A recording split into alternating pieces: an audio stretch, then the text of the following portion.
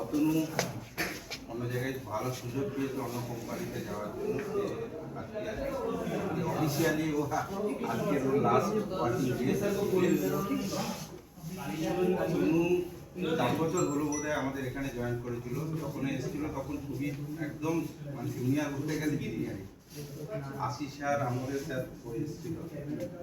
ওকে Ashis sir যেভাবে করতো সেটা বলার নয় আর কি, মানে এমন র্যাগিং টাইপের করতো, বস ছিল আর কি।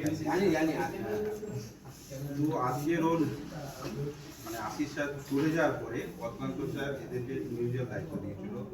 একে এবং আমাদের দেবেন এ দুজন মিলে। তারপরে আমি 1 বছর পর ঢুকেছি ডিপার্টমেন্টে। তবে ওরা এই ডিপার্টমেন্টে আজকের বিটিএল এর ইউটিলিটি ডিপার্টমেন্টটা যতটা গুছানো হয়েছে বা যতটা কাজকর্ম হয়েছে, পুরোনো জব অনেকগুলো এক্সিকিউট করেছে, মানে এক্সিকিউট ডিজাইন পার্ট থেকে, সেটা এই দুটো ছেলেই করেছে। তারপরে নয়ন 2 বছর হলো বা 1 বছর হলো ওরা কিছুটা করেছে, নয়ন অনেকটাই পাঠার করেছে। কিন্তু অতনুর এই বিটিএল এর ইউটিলিটি নিয়ে ও অনেক এফোর্ট দিয়েছে এবং অনেকটা কাজ করেছে, বিটিএলটাকে একটা স্ট্যান্ড পজিশনে পৌঁছে দিয়েছে। এবং দেবায়নও তাই ছিল, দেবায়নও করেছে। বিটিএলের ক্ষতিকর দুটো পিলার নিজেরা তৈরি করেছে, ধরে রেখে দিয়েছে। যাই হোক, ও চলে যাচ্ছে, সেটা একটা দুঃখের ব্যাপার। কে আবার নতুন আসবে?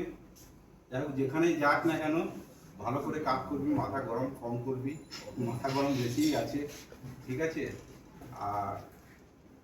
আর একটা জিনিস বলবো, গুছিয়ে কাজ করবি, সমস্ত কিছু নিজে গুছিয়ে নিবি, নিজের পরিবেশটাকে গুছিয়ে রাখবি, বেশি কথা বলবি না, চুপচাপ এবং কাজের প্রতি ফোকাস করবি। আর শিডিউল করে কাজ করার চেষ্টা করবি।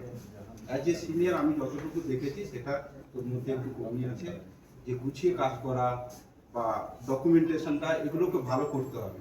কারণ তুই সিনিয়র হচ্ছিস, এখন তোর ডকুমেন্টেশনটা খুব ভালো করে করা উচিত। আর যেখানে যাও না কেন ভালো করে কাজ করো। আর কি বলবো, যদি হয় তো ফোন টোন করো, কোনো প্রবলেম থাকে অবশ্যই আমরা অ্যাজ এ টিম হিসেবে তোমাকে হেল্প করার চেষ্টা করব। এই বলে আমি বক্তব্য